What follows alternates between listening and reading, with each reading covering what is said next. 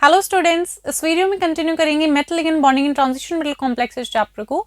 सो next topic हम cover करेंगे CFSE in octahedral complexes. CFSE क्या है? That is crystal field stabilization energy in octahedral complexes. तो CFSE होती क्या है? ये वो एनर्जी होती है जो रिलीज्ड होती है जब हमारी कॉम्प्लेक्स की फॉर्मेशन होती है। So it is the amount of energy release during the formation of complexes, और जितनी ज्यादा CFSE होगी हमारे कॉम्प्लेक्स की वो उतना ही ज्यादा स्टेबल होगा। सो हम देखेंगे इसको वीक फील्ड के लिए एंड स्ट्रॉन्ग फील्ड के लिए। सो फर्स्ट हम लेते हैं D1, जो हमारा D ऑर्बिटल है उसके अंदर एक इलेक्ट्रॉन प्रेजेंट है।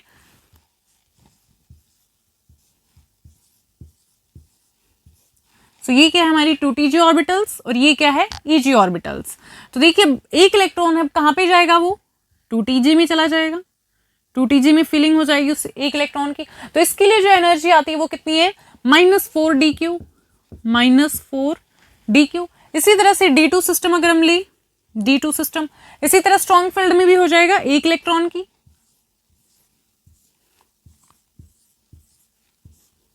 सो एक इलेक्ट्रॉन यहां पे जा रहा है तो एनर्जी कितनी आएगी? वही -4dq।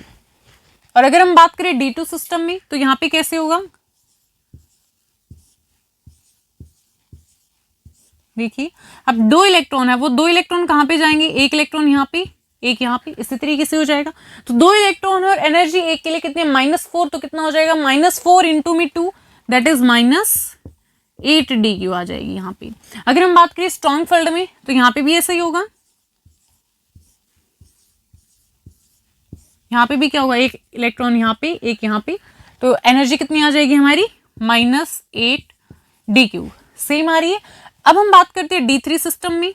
D3 सिस्टम में क्या होगा? 3 इलेक्ट्रॉन आ गए हमारे पास। हमारे पास कितने आ गए? 3 इलेक्ट्रॉन्स। तो अब एक इलेक्ट्रॉन यहाँ पे जाएगा और दूसरा इलेक्ट्रॉन, और यहाँ पे हमारा तीसरा इलेक्ट्रॉन। तो अब कितना हो गया? -4 इंटू में कितना हो जाएगा? 3। तो कितनी आएगी? -12dq। All right. अगर हम बात करें स्ट्रॉन्ग फील्ड में तो यहाँ पे भी ऐसा ही होगा। 1 2 3। यहाँ पे क्या हो जाएगा? एक इलेक्ट्रॉन यहाँ पे, एक यहाँ पे, एक यहाँ पे, तो तीनों इलेक्ट्रॉन यहाँ पे आ रहे हैं किसमें? 2TG ऑर्बिटल में। तो कितनी हो जाएगी? -4 इंटू में 3, दैट इज -12dq। तो सेम आ रही है D1 D2 D3 सिस्टम के लिए। याद रखना है बच्चों, जो आपकी CFSE होगी स्ट्रॉन्ग फील्ड में भी वीक फील्ड में भी वो क्या आएगी? हमारी सेम आएगी। अगर हम बात करते हैं अब D4 सिस्टम की, अगर हम बात करें D4 सिस्टम की तो यहाँ पे देखिए अब क्या होगा? तो एक इलेक्ट्रॉन यहाँ पे, 2 3। अब फोर्थ इलेक्ट्रॉन की फिलिंग के लिए हमारे पास दो पॉसिबिलिटीज हैं। एक पॉसिबिलिटी जो फोर्थ इलेक्ट्रॉन है वो किस में चला जाए? हमारे EG ऑर्बिटल में चला जाए। दूसरी पॉसिबिलिटी क्या है? ये फिर ये यहाँ पे ही T2G में ही क्या हो जाए? ये पेयर अप हो जाए। तो अब ये कैसे डिसाइड होगा कि ये ऊपर जाएगा या फिर नीचे ही रहेगा इस ऑर्बिटल में? तो ये डिसाइड होगा हमारे डेल्टा नोट और पेयरिंग एनर्जी से। पेयरिंग एनर्जी क्या होती है? वो अमाउंट ऑफ एनर्जी जो हमें रिक्वायर होती है पेयर करने के लिए इलेक्ट्रॉन को, यहीं पे बिठाने के लिए इलेक्ट्रॉन को हमें जो एनर्जी रिक्वायर होगी उसे हम क्या बोलते हैं? पेयरिंग एनर्जी बोलते हैं। सो यहाँ पे अगर देखिए अब हमारे पास क्या वीक फील्ड है तो क्या हो गया? फोर्थ इलेक्ट्रॉन ऊपर जाएगा। मतलब क्या है? जो डेल्टा नोट आएगी हमारे पास, जो हमारी डेल्टा नोट आएगी वो क्या होगी? कम होगी पेयरिंग एनर्जी से। डेल्टा नोट कम है पेयरिंग एनर्जी से, जब भी तो इलेक्ट्रॉन किस में जा रहा है? हमारा EG ऑर्बिटल में जा रहा है ना? तभी इलेक्ट्रॉन किस में मूव कर रहा है? EG ऑर्बिटल में मूव कर रहा है। तो किस में चला गया? वो EG ऑर्बिटल में आ गया। मतलब क्या है? जो डेल्टा नोट है उसकी वैल्यू कम है देन पेयरिंग एनर्जी, तो वहां पे किस में चला गया? ये हमारी ऊपर वाली इलेक्ट्रॉन, ऊपर वाली हमारी EG ऑर्बिटल में चला गया। अगर हम बात करें अब स्ट्रॉन्ग फील्ड की तो यहाँ पे क्या होगा? यहाँ पे उल्टा हो जाएगा। अब यहाँ पे क्या होगा? जो डेल्टा नोट है वो ज्यादा हो जाएगी पेयरिंग एनर्जी से। मतलब पेयरिंग एनर्जी अब कम है तो वहां पे क्या होगा? इलेक्ट्रॉन पेयर अप हो जाएगा। तो देखिए अगर हम बात करें यहाँ पे, ये क्या है हमारी? तो यहाँ पे देखिए अब क्या रहेगा? जो 4 इलेक्ट्रॉन कहां पे जाएंगे? 1 2 3, और फोर्थ इलेक्ट्रॉन भी क्या हो जाएगा? हमारी 2TG ऑर्बिटल में क्या हो जाएगा? पेयर अप हो जाएगा वो। तो यहाँ पे क्या हुआ है? मतलब जो डेल्टा नोट है ज्यादा है वो किससे? पेयरिंग एनर्जी से। डेल्टा नोट क्या है? ज्यादा है पेयरिंग एनर्जी से, इसलिए क्या हो गया? ये इलेक्ट्रॉन यहीं पे क्या हो गया? पेयर अप हो गया। किस केस में? स्ट्रॉन्ग फील्ड के केस में। और यही क्या हमारे लो स्पिन कॉम्प्लेक्सेस होते हैं, और जो वीक फील्ड होते हैं वो हमारे हाई स्पिन कॉम्प्लेक्सेस होते हैं। सो यहाँ पे देखिए अगर हम यहाँ पे CFSE की वैल्यू निकालेंगे तो कितनी आएगी? अब देखिए 1 2 3, 3 कितना है, माइनस का 4 इंटू में 3 तो कितना आ जाएगा, 12 आ जाएगा, माइनस का 12 आएगा। अब ऊपर देखिए, ऊपर कितना, एक इलेक्ट्रॉन है हमारा, प्लस में 6 होता है, तो अब देखिए -12 + 6 कितनी आएगी, और हमारी एनर्जी -6 हो जाएगी, तो कितनी आ जाएगी यहाँ पे, -6 DQ, -6 DQ। अगर हम बात करें वहीं पे स्ट्रॉन्ग फील्ड की, तो यहाँ पे देखिए 1 2 3 4 चारों इलेक्ट्रॉन किस में आ रहे हैं, चारों इलेक्ट्रॉन आ रहे हैं हमारे 2 ऑर्बिटल में, और इसके लिए कितनी होती है, -4, तो -4 इंटू 1 2 3 4 तो कितना हो जाएगा, -16 DQ, -16 DQ हो जाएगा, बिकॉज 4 है ना बच्चा, 4 इलेक्ट्रॉन है हमारे, और 4 क्या होता है, -4 इसकी एनर्जी होती है एक इलेक्ट्रॉन के लिए, तो -4 इंटू में 4 कितना हो जाएगा हमारा, -16 हो जाएगा, और प्लस में यहाँ पे एक हमें पेयर भी दिख रहा है, तो पेयरिंग एनर्जी भी होगी यहाँ पे, प्लस में क्या हो जाएगा, पेयरिंग एनर्जी हो जाएगी। क्लियर है यहाँ तक, D1 system, D2 system, D3 and D4। Next हम करते हैं D5 को।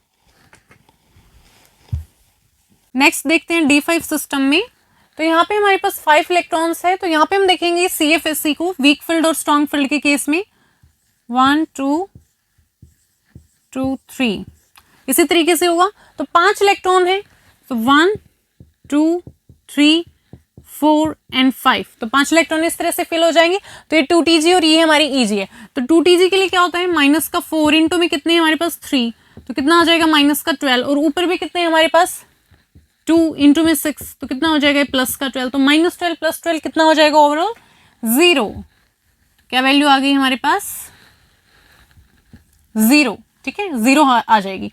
अगर हम बात करेंगे अब स्ट्रॉन्ग फील्ड के केस में, तो यहाँ पे देखिए क्या होगा, यहाँ पे देखिए किस तरीके से होगा, जो CFSE की वैल्यू है, तो 5 इलेक्ट्रॉन करने, तो 1 2 3, अब क्या हो जाएंगे, 2 इलेक्ट्रॉन पेयर अप हो जाएंगे, 4 एंड 5, तो क्या हो गया हमारे पास, 2 यहाँ पे पेयर मिल रहे हैं हमें, तो यहाँ पे अब एनर्जी क्या हो जाएगी, 1 2 3 4 5, तो 5 है हमारे पास, 5 इलेक्ट्रॉन्स हैं, और 1 के लिए कितनी होती है, -4, तो क्या हो जाएगा, -20, और पेयर कितने बन रहे हैं यहाँ पे, 2 पेयर बन रहे हैं, तो क्या हो जाएगा यहाँ पे -20 DQ प्लस में 2P। क्लियर यहाँ तक, चलिए आगे चलिए D6 सिस्टम, ठीक है। अब D6 सिस्टम में हमें देखना है 6 इलेक्ट्रॉन है, 1 2 1 2 3 इसी तरीके से होगा, इसी तरीके से, तो 1 2 3 4 5 एंड 6, तो कितने इलेक्ट्रॉन आ रहे हैं यहाँ पे, 2Tg में 1 2 3 4 कितने आ रहे हैं, 4 इलेक्ट्रॉन्स आ रहे हैं, तो 4 इंटू में -4 कितना आ गया, -16, और ऊपर कितना आ रहा है, 1 2 6 इंटू में कितने आ रहे हैं हमारे पास 2, तो कितना आ जाएगा, 12 आ जाएगा। देखिए ध्यान से, हमें कितने फिल करने हैं, 6 इलेक्ट्रॉन्स को हमें फिल करना है, तो 1 2 3 4 5 6 इलेक्ट्रॉन्स हमने कर दिए। अब इन 4 की जो एनर्जी होगी वो कितनी होगी, -4 होती है एक के लिए, तो -4 इंटू में 4 कितना हो जाएगा, 16।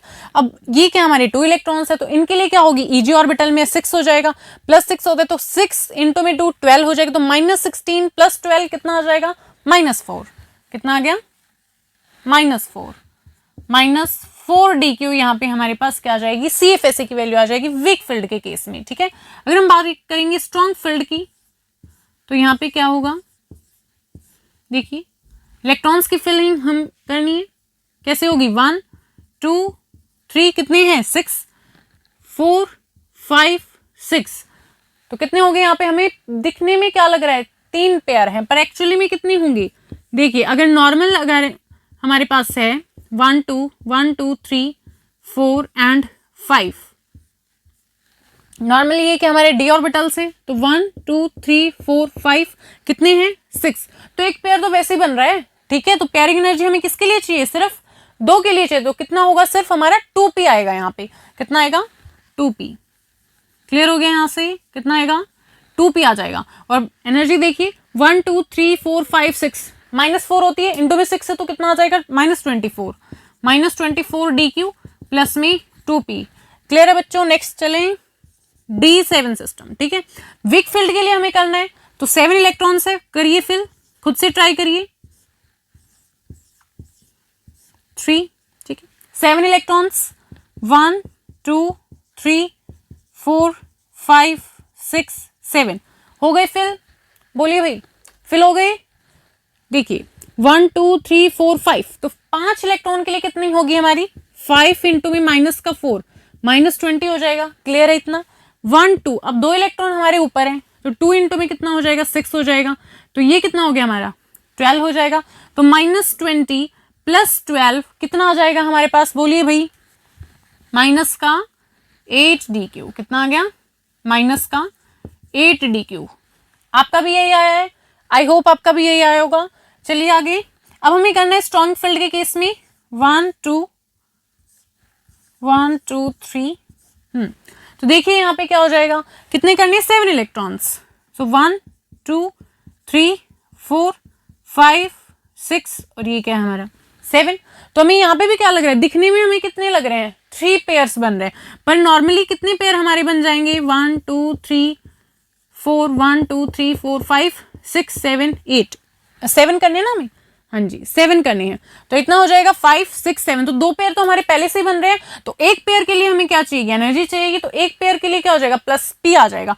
और वैसे एनर्जी अगर हम इसकी कैलकुलेट करेंगे, देखिए 1 2 3 4 5 6, तो 6 इंटू में कितना हो जाएगा -4, तो कितना आ गया 24।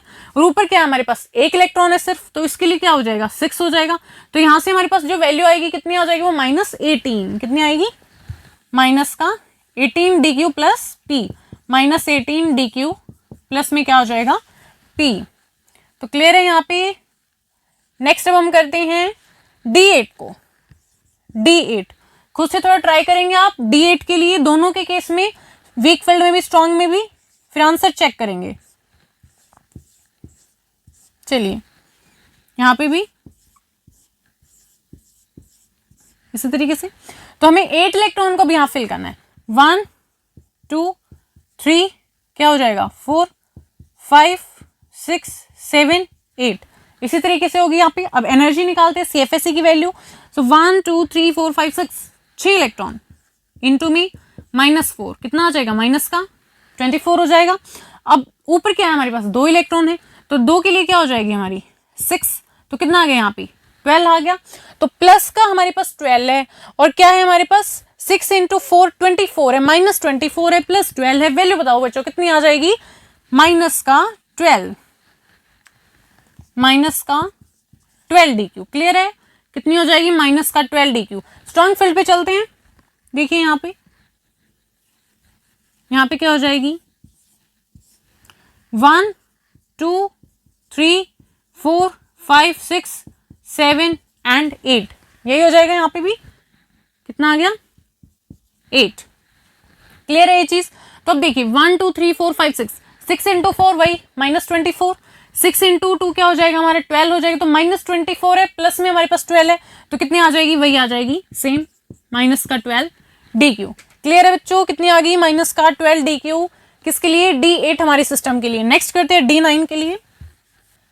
D9 1 2 1 2 3 इसी तरीके से होगा। तो 1 2 3 4 5 6 7 8 एंड 9, यही हो जाएगा। तो अब यहाँ पे हमें निकालनी है CFSE की वैल्यू कितनी आएगी 1 2 3 4 5 6, तो कितना हो जाएगा 6 इंटू माइनस का 4 कितना हो गया -24। अब ऊपर कितने 1 2 3, तो 3 इंटू 6 कितना हो जाएगा 18।